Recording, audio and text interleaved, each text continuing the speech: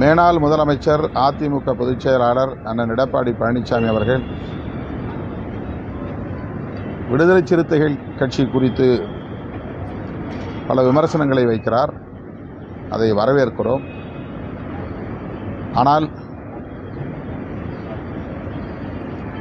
பாரதிய ஜனதா கட்சியின் வழிகாட்டுதலின்படி அவர் இதுபோன்ற விமர்சனங்களை வைக்கிறாரோ என்ற ஐயம் எழுகிறது. ஏனென்றால் விடுதலை சிறுத்தைகள் கட்சி பாரதிய ஜனதா கட்சியைத்தான் கொள்கை பகையாக முன்னிறுத்துகிறதே தவிர அதிமுகவை அவ்வாறு முன்னிறுத்தவில்லை. பாஜகவால் பாதிக்கப்பட்ட கட்சிகள், கூட்டணி கட்சிகள் பல.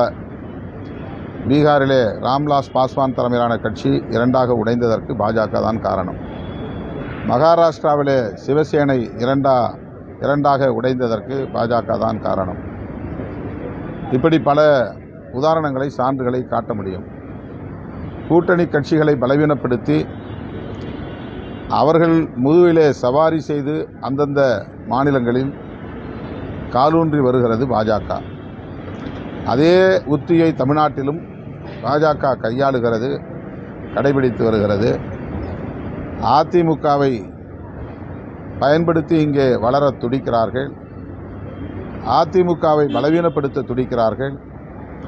அவர்கள் திமுகவை ஆட்சி அதிகாரத்திலிருந்து வெளியேற்ற வேண்டும் என்பதை விட அதிமுகவை பலவீனப்படுத்தி இரண்டாவது பெரிய கட்சியாக தமிழ்நாட்டில் வந்துவிட வேண்டும் என்கிற பதைப்பு தான் பாஜகவுக்கு மேலோங்கி இருக்கிறது.